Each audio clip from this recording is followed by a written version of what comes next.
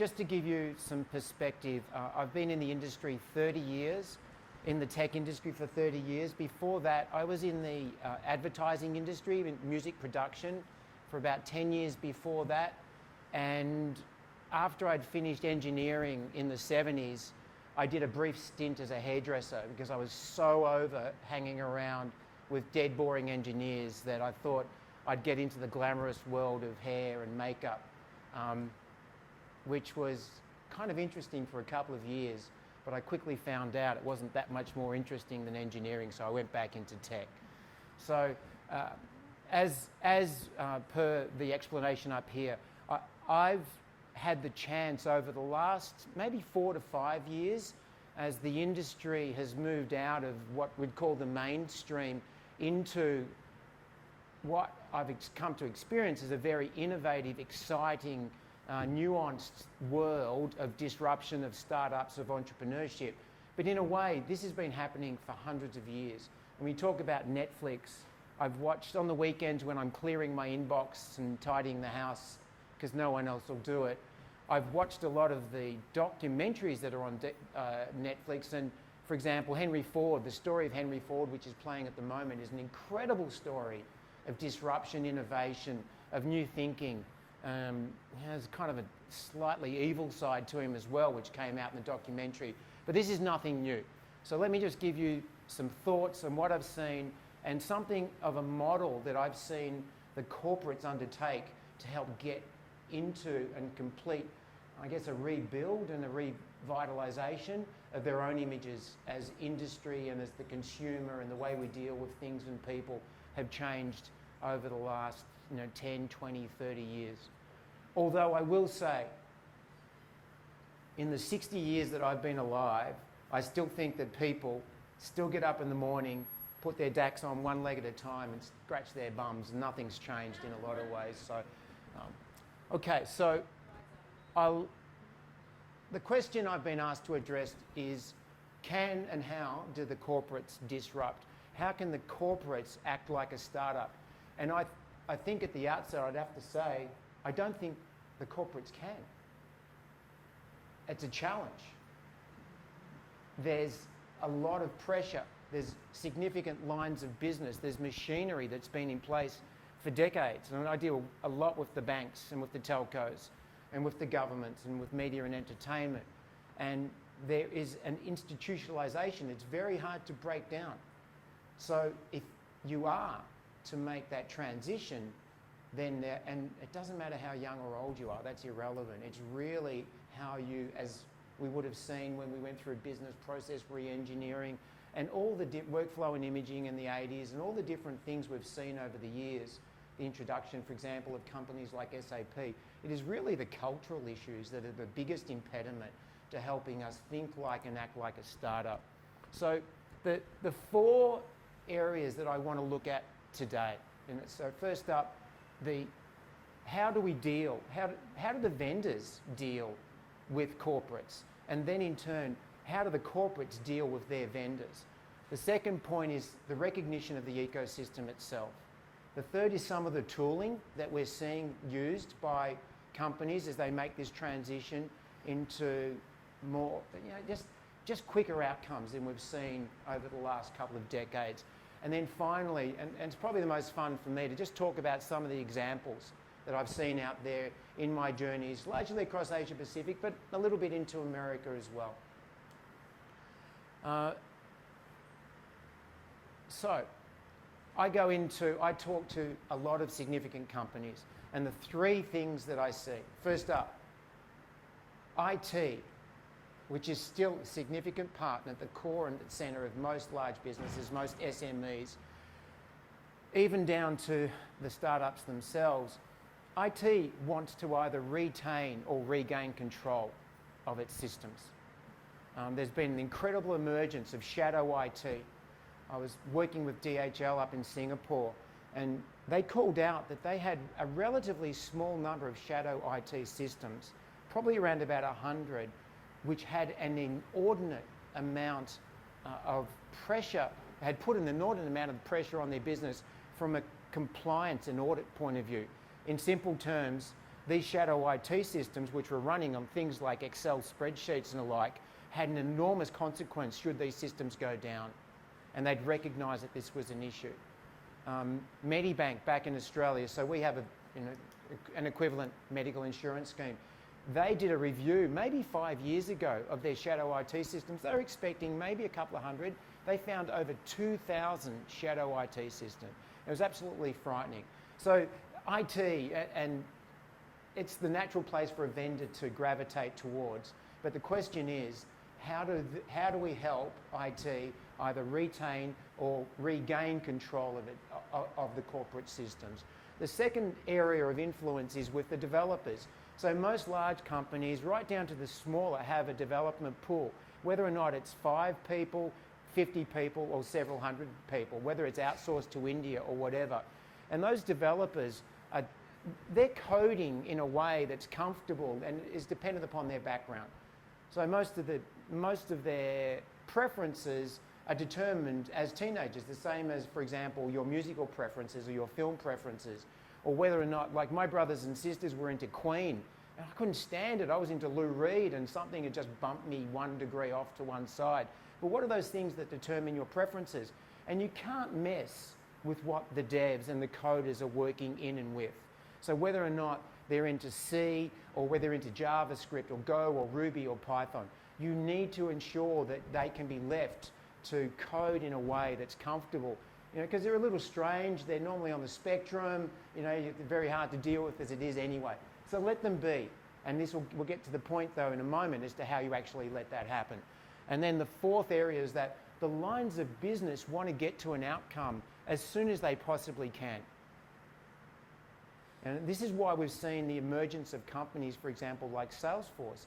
Salesforce have been able to establish a footprint in many significant organisations and smaller organisations because you can get to an outcome as soon as you need to. And the same with, for example, AWS. The ability to roll in an infrastructure and to allow companies to roll out an outcome quickly is incredibly important. So they're the three kind of areas that we look at, that I look at when I'm dealing with a company to try and get something of a litmus and a gauge as to what the mood is within that company itself. What is the hold of IT? What are the nuances of the dev team themselves? And what then in turn are the lines of business trying to establish? I worked with Coca-Cola in Australia, Coca-Cola Amatil. They're a Microsoft shop, so their coders work pretty much exclusively in .NET. And their outcomes were 6 monthly. So they've been struggling for some time. How do we improve our cycle times? Because they were building their solutions in winter and essentially testing them in summer. And the question was, how could they, as a company that's constantly changing the way that it deals with our preferences and our ability to buy their products, how do they actually turn that around far more quickly? Because I guarantee, Amazon shoots 200 code changes into AWS every day on a real-time basis. They're shooting these changes in and out, continuously available. If anything goes wrong, they pull them out very quickly. And that's the difference between the tech that underpins, for example, AWS and the tech that, for example, Coca-Cola was previously or currently working on. I'd like to talk a little about, the second point is the power of the ecosystem. And the story I'll share here is that several years ago, I was in a certain part of the business called the Dealmaker team. And my job was to look at complex, ugly, big-term corporate usage of technology, of infrastructure, whether it be middleware or hardware. And my patch was the Victorian government and New Zealand. And I said, okay, I'm heading to New Zealand. So there wasn't a lot going in. Victorian government, relatively dull. Governments aren't known for their innovation. They generally don't like the large vendors. They're trying to move away.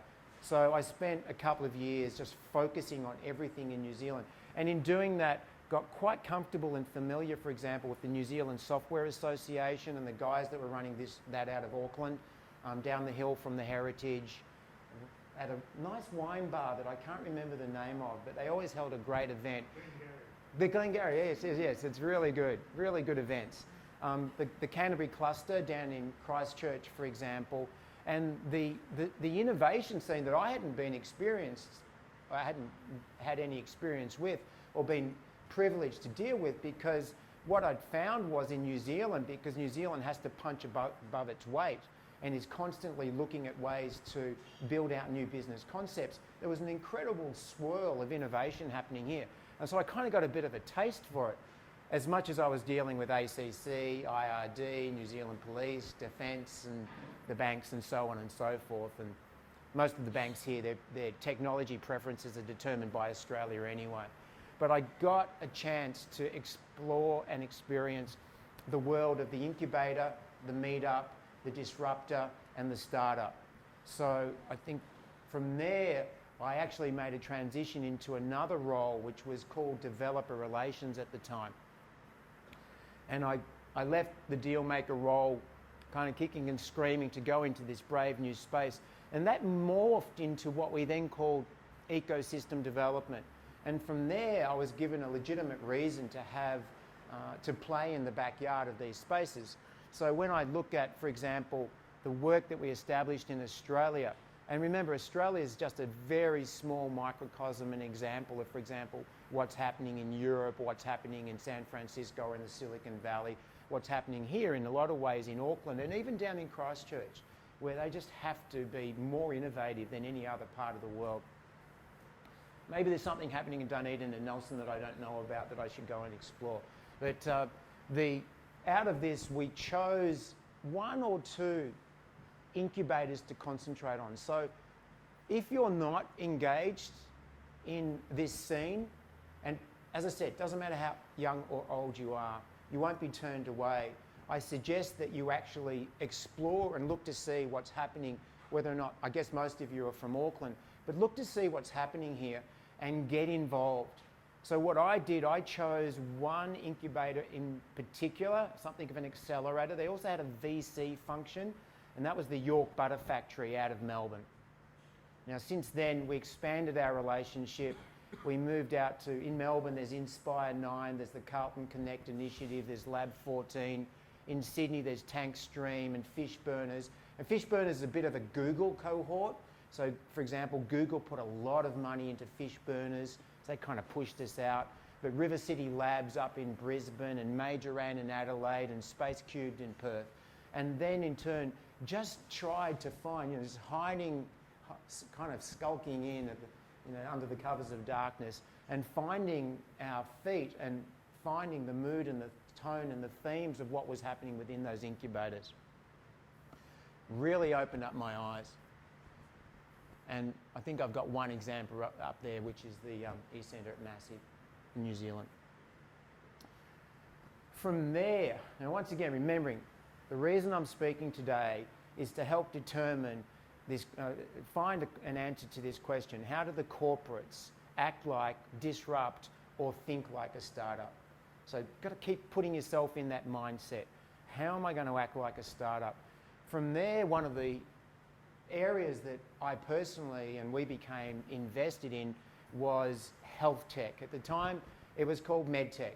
I don't know why the terminology's changed, but we're now calling it health tech. And out of there, we found a new relationship with an organisation actually out of Ireland. Now, this organisation is called Health Excel. And at the time, they're a global platform, and their aim was to identify changes in the industry in one of the most... Is anyone here from healthcare?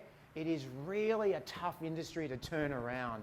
You've got the weights of the institutions, of the government funding, of paper. I've never seen so much paper that ends up in the bin. I'm a cyclist, so I'm always breaking something, as Jules will know. So I recently broke my olecranon, which is the tip of your elbow, and I went into hospital and trying to deal with the number of times I had to fill out that bloody form with my name and my age and so on and so forth. Interesting concept. What will blockchain mean to personally controlled electronic health records? So I think that's something that we're looking at back in Australia at the moment.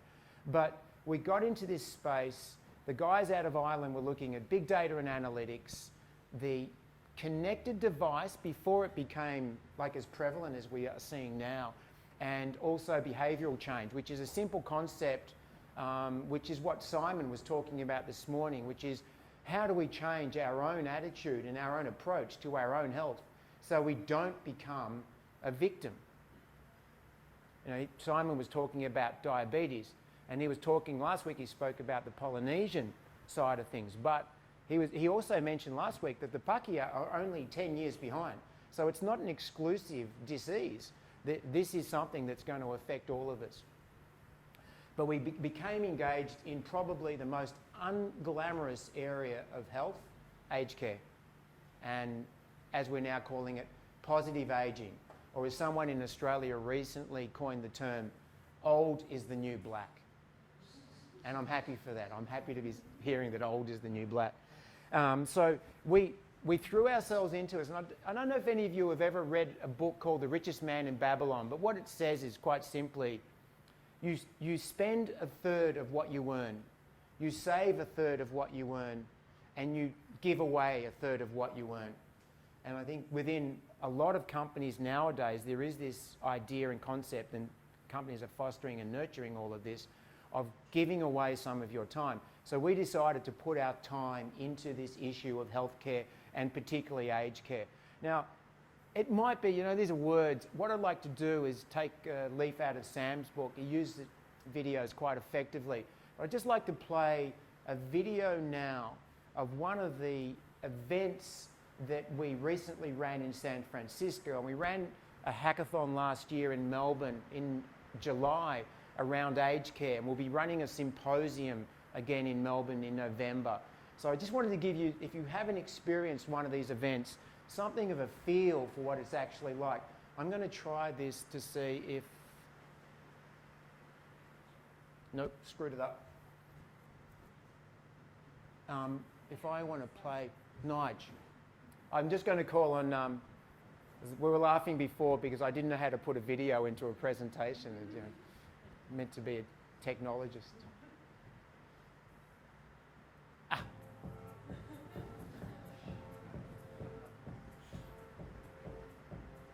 started Health Excel when I was at IBM Ventures, really out of frustration, because I thought there was a real need for entrepreneurs and big companies to collaborate. It was only by collaborating we were really going to solve some of these problems. Between industry itself, academia, the hospital systems, the payers that decide on reimbursement, the patients, and the advocacy groups and whatnot. Everybody wants to improve healthcare, but the accountability is so spread out. What's great is that there's a common rally cry, that everybody is aligned. You can see that we have a mission and a purpose that's very well defined, and there's a committed team around that. We had such a great opportunity to really kind of just open up. There's people here that are engaged from large and small companies, very senior people. They come with a spirit of openness to talk to each other, to collaborate for real. We've already, I think, gone a long way towards building significant relationships with a number of the larger companies here. We created the Healthcare Challenges because we understood that the problems in healthcare will not be solved in isolation, and we needed a process by which our members and the wider healthcare community could work together on some of these big problems in today. The process for the Healthcare Challenge is a very simple four-step process. We work on the definition of the challenge, what's required to overcome it. We engage our members, advisors and startups in the challenge process. We catalyze the challenge itself by reaching out to our advisor network, digital health thought leaders, and getting their input on it. And finally, we validate those findings through execution of the pilot. The sleep challenge is a great example in that we brought clinicians from ENT, pulmonology, general pediatrics, all in a room to really think about this problem, and we have a lot of clinical expertise actually in this area that I think is being untapped. So what's exciting is it's such a relaxed, open environment that we're able to bring things forward that we generally wouldn't in a different kind of formalized business potential transaction environment. But there's so much more coming. You can now see that the platform's in place. You can see the environment is created to drive, you know, tremendous scale and synergy around it.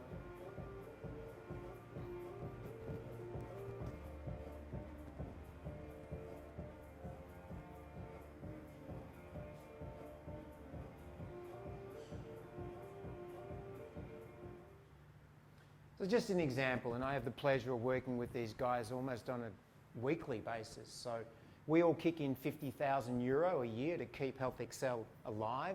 We get to experience and identify on the platform the best and brightest in this space. So getting back to this issue, healthcare, one of the most difficult industries to disrupt and to turn around, one of the most significant costs on any nation's budget around the world. So if we can break through here, it gives us hope for any other industry, which tends to be a little easier. I kind of reordered things from last week, but I just wanted to back to the point I was making. I'm not sure if you're aware what's happening in your own backyard, and maybe some of you recognise the logos here. I think one of the most interesting, so I've had a long history of working with the guys from Certus. I've known Brian for a couple of years. I think the reason I'm here is because I sat down and had lunch with Brian to talk about, which I think I paid for, but to turn around, how do companies that have, Certus has an identity, right? It has a persona, it has a personality that you identify with, but Certus, like any other company, is looking to reinvent itself almost on a daily, on a weekly basis. And so I'm sure that what you would have seen from Sam might have been something of an unknown facet of Certus business itself. This whole question of how do we lead with design, user experience, as opposed to going straight into the tech itself. I worked with 9 Spokes, and we had one of my team was here in Auckland, and I know that 9 Spokes IPO'd 2 weeks ago, I believe on the ASX. I'm sure they raised about 85 million. I think Shane was the one who was giving me the numbers there.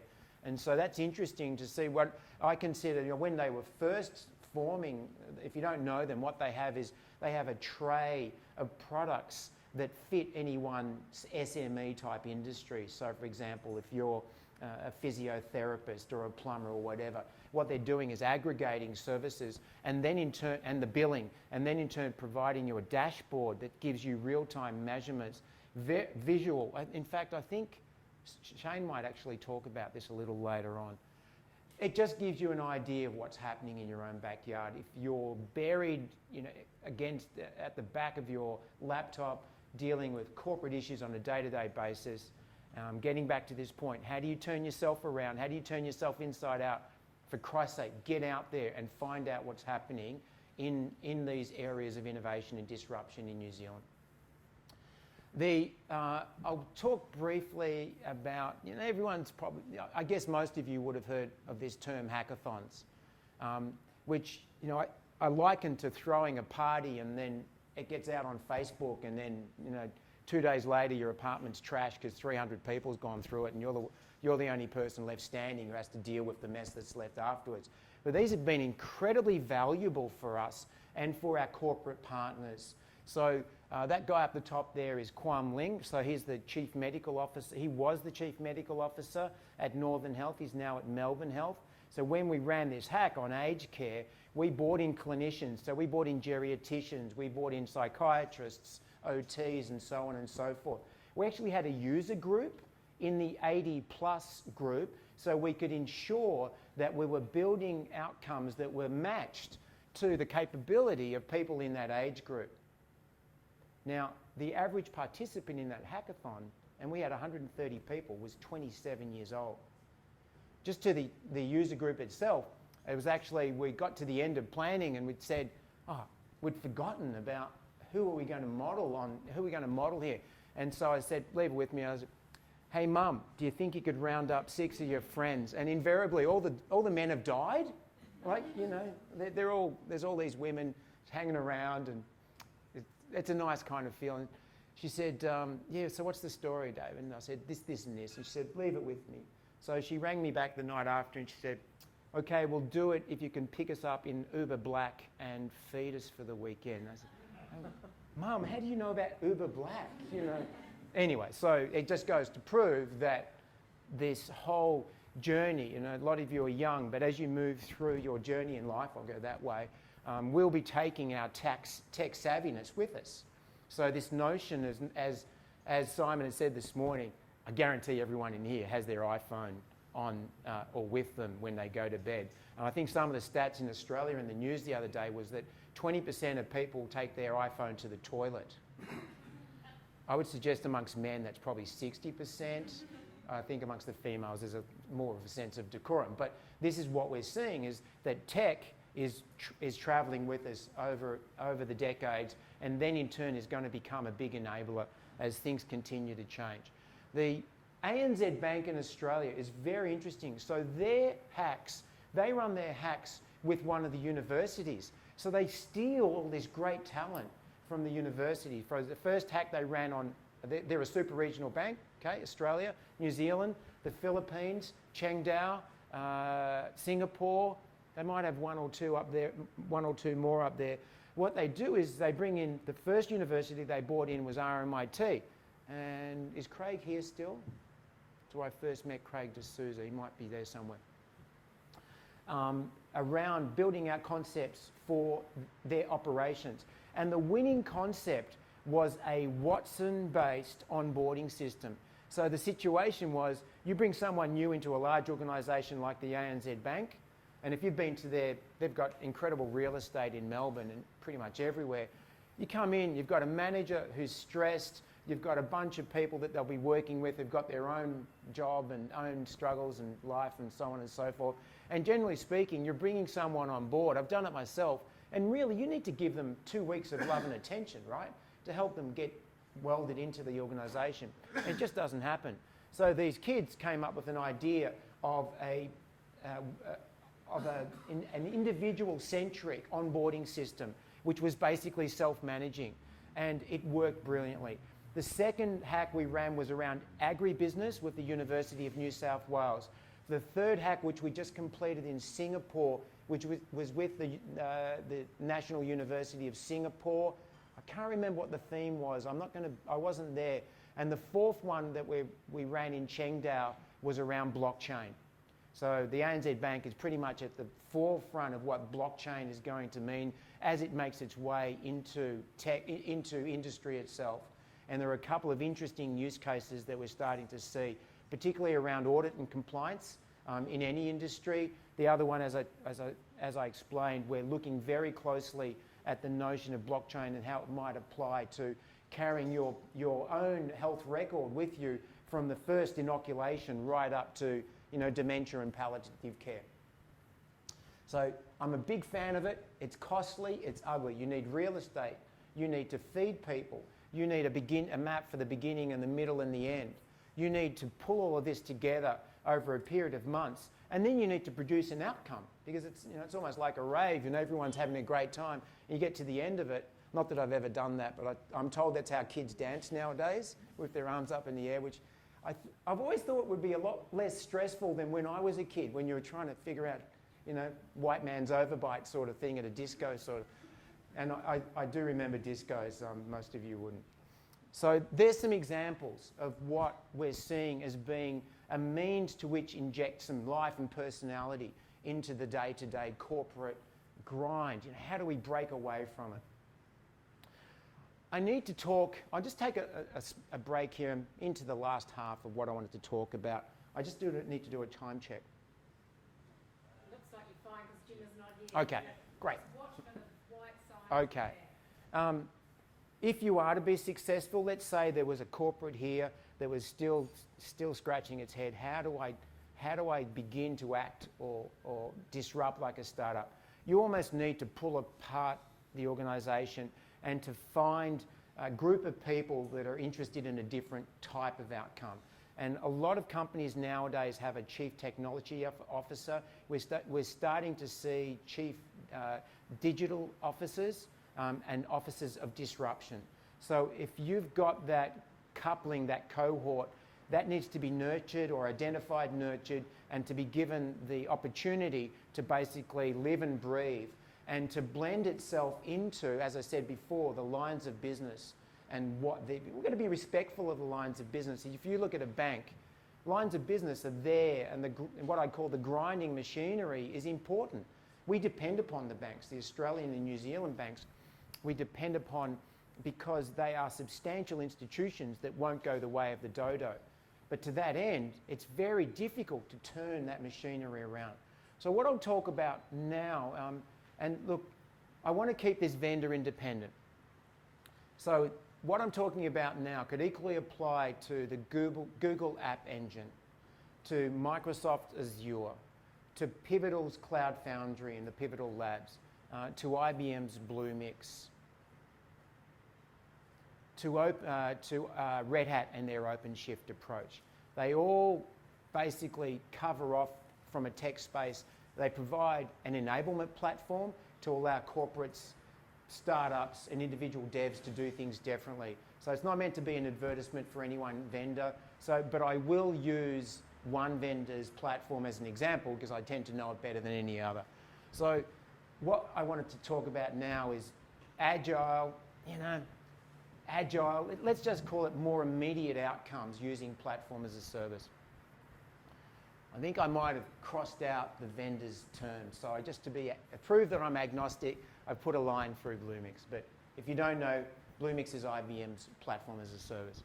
So how do we bridge to, we coined this term a couple of years ago, systems of record. Let's leave these systems of record in place. Let's not mess with them. I'm not talking about lift and shift. I'm talking about, and I'll say this a couple of times, I'm talking about augmentation and building out new facets to your existing systems. And how do you do that?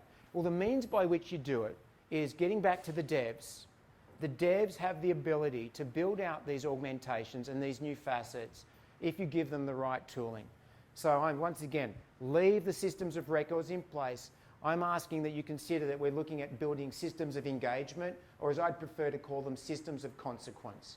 And you're able to look at this far more quickly with immediacy and determine if you're going to be successful. And it's not a truism to say that we need to fail fast and we need to fail often.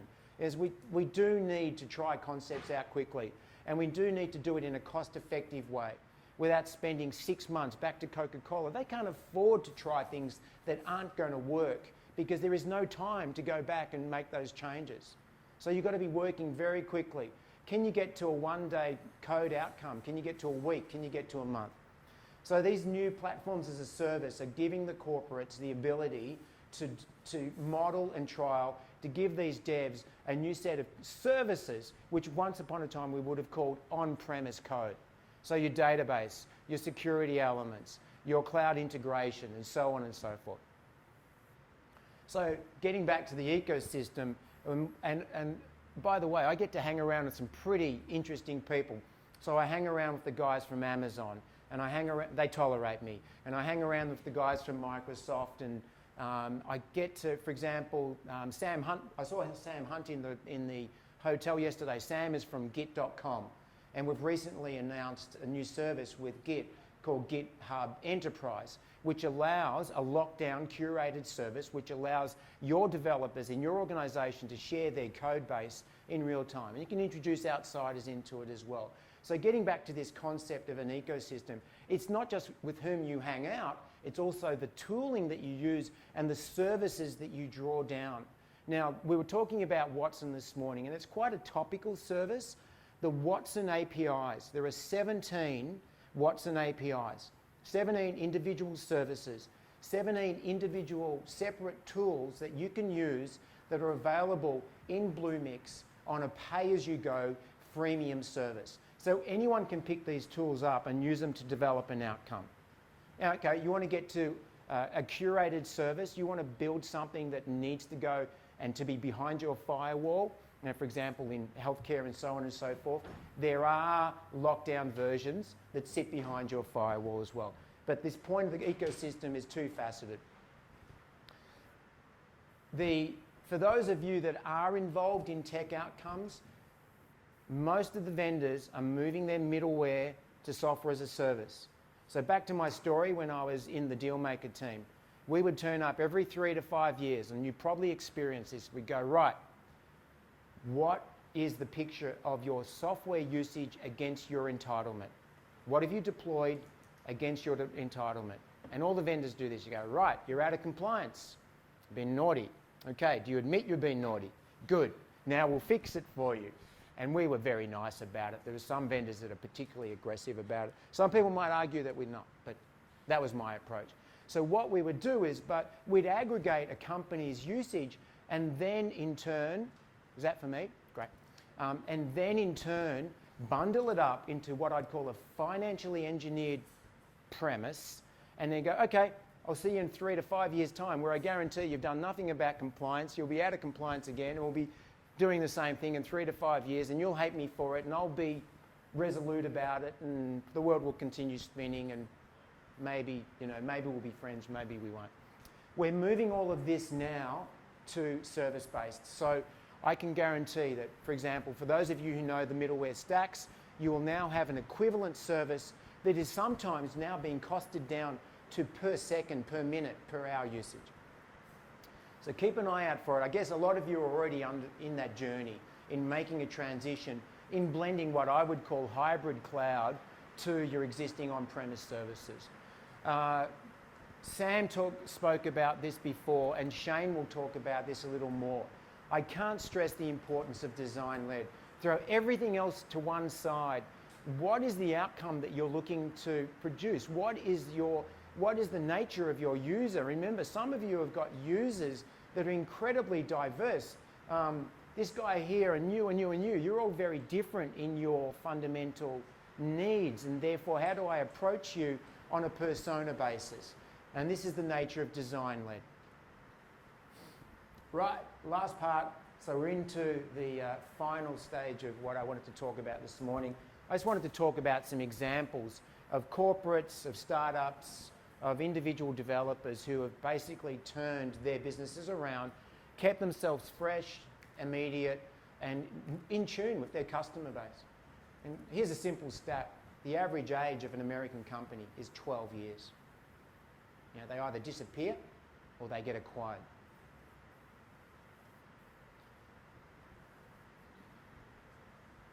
Some of you must be in the financial services industry. These are 10 of the most significant issues that banking, financial services, insurance, superannuation, whatever you might want to call it, are facing at this point in time. These are something, if you strip everything away, I'm quite comfortable to say that anything you're looking at the moment would fall into this space. I'm also relatively comfortable to say this is industry independent. You could transfer these 10 points across to any industry. So keep that in the back of your mind. This is some work that we did with the National Australia Bank in Australia. Simple story. It was taking them 100 days to deploy their AWS infrastructure. Not Amazon's fault. Amazon can deploy in a heartbeat. It was their internal processes. It was their design review boards, their architectural considerations, and so on and so forth. It was their machinery. We worked with them to a simple outcome. We built, not only did we deploy the infrastructure, we actually got to building the application and making it highly available across 2 instances. And that's just a techie term for building 2 of the same thing and making sure that if one of them fell over, the other one would be available. We did it in 3 minutes and 49 seconds. So you can see here on the chart on the bottom, that's the normal cycle to get to an outcome in the NAB bank. And what we came up with is revision, so R1, R2, RN sort of thing. We were working through cycles far more quickly, down to about a day. And it's kind of interesting because the NAB is an institution. And once again, they have an area called the NAB Lab. And this is where their new thinking is cloistered and protected. But you've got to let it bleed into the rest of your organisation. Otherwise, they'll wither on the vine just as much as any other antique line of business. One of my favourites, Bendigo Bank. Bendigo Bank is a community bank. So we've got the 4 key banks and then we've got a tier underneath. Bendigo Bank is the 5th largest bank in Australia. They have a 97% customer approval rating. They have a 7% market share. And if you look at the other way around, the majors have around about obviously a 93% customer share and about a 5% approval rate. But no one's moving away from the majors because of whatever latencies, getting back to Remember I talked about how the developers set their preferences. Most of us establish a bank account at an early age, and that's probably it. You know, maybe Gen Y decided to use an online bank or whatever it might end up being. So the Bendigo Bank set about, and I think it was mentioned before, Sam mentioned it, we've got a two-speed IT. You know, it's a nonsense to think that you're going to be able to rip everything out, your core banking systems and so on and so forth, your core record systems, and build out something in a heartbeat. You really need to look at this whole two-speed IT concept that Gartner has talked about for about a year now. And all it is really, it's a techie way of describing how you blend the old with the new. Back to the York Butter Factory. We set about setting up with the York Butter Factory in Melbourne with the Victorian government. And is anyone from government here? It's like bloody walking in treacle. It's like, you know, it's kind of like slugging through all of this, trying to get them to an outcome. We're nearly there after about 3 years, 2 changes of government, everyone talking about disruption and innovation. The politicians are all over it. It's like stink on a blanket and so on and so forth. But essentially what we set about was taking over a beautiful, this is an existing building in Melbourne that is being used by 2 very small government departments. The government was on the hook for rent for about 10 years, I think $9 million a year. We said, we'll take it over. We'll put the corporates around the edge and we're going to invest in innovation in fintech, in health tech and in IoT. And we were going to build new employment outcomes for the Victorian government whilst their payroll tax was going down because the car industry is disappearing and so on and so forth. You reckon they would have jumped at it, wouldn't you? Yeah, they're kind of jumping at it in slow motion. But I think we'll actually get to an outcome this year. ANZ Bank, I think we talked about this before. I love this story though.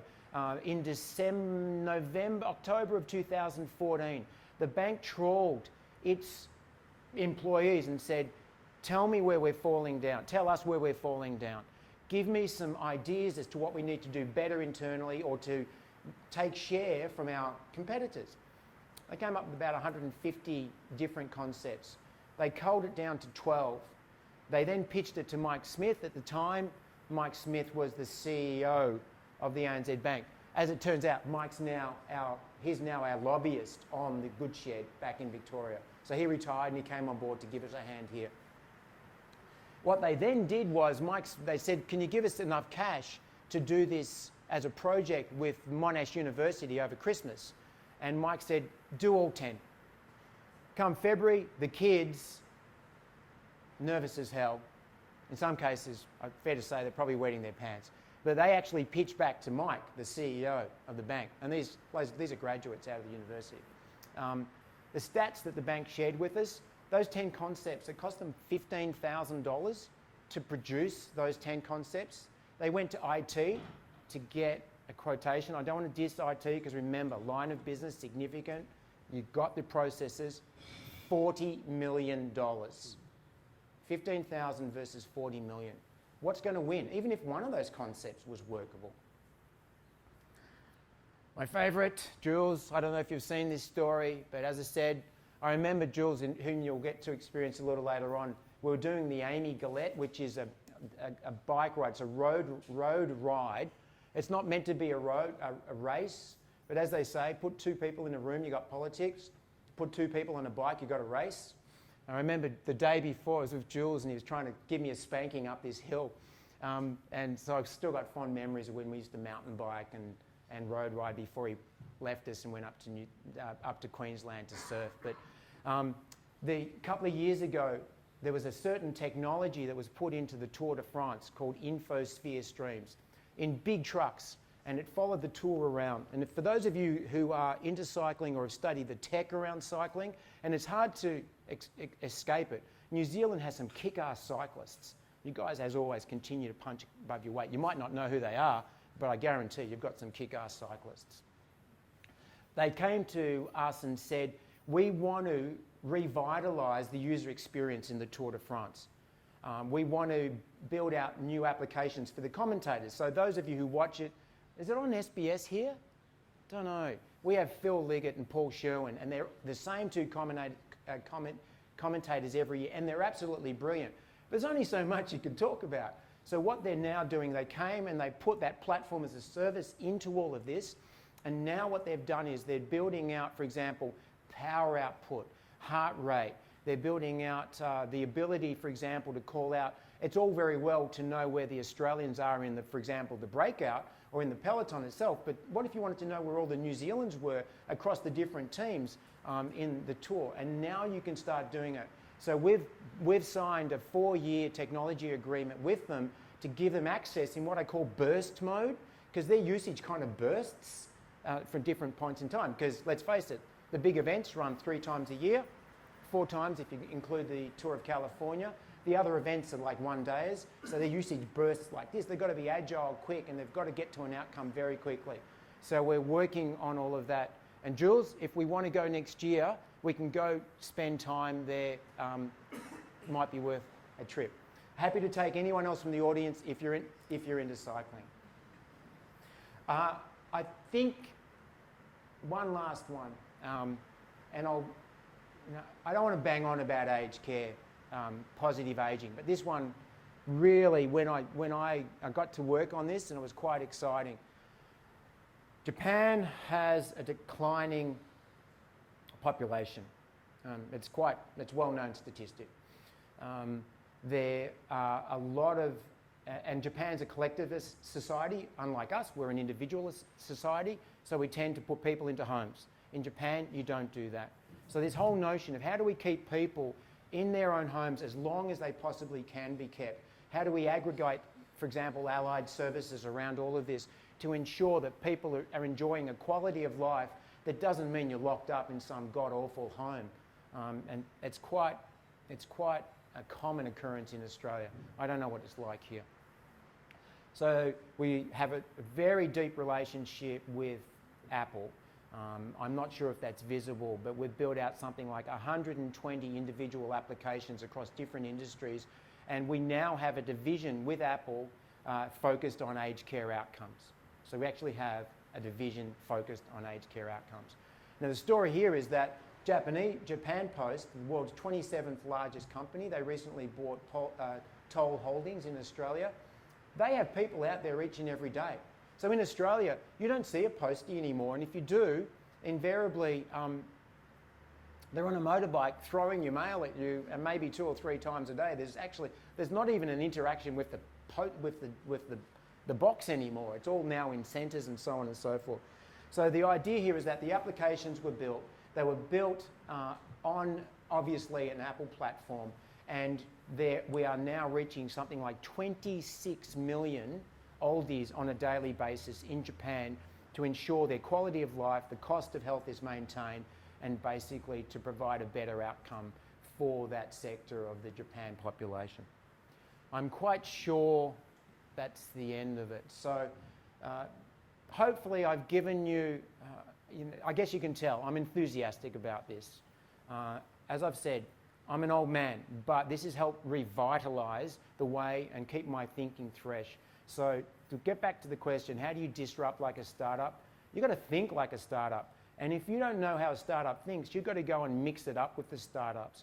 And if you don't know where the startups hang out, then it's not too hard to figure out. We can tell you where they are, but they're in the Auckland incubators. After you leave, just go onto meetup.com and just do a trawl on meetup.com of what's happening in Auckland, or if you're from Wellington or wherever it is that you're from, and find out and get involved. Just go out and participate.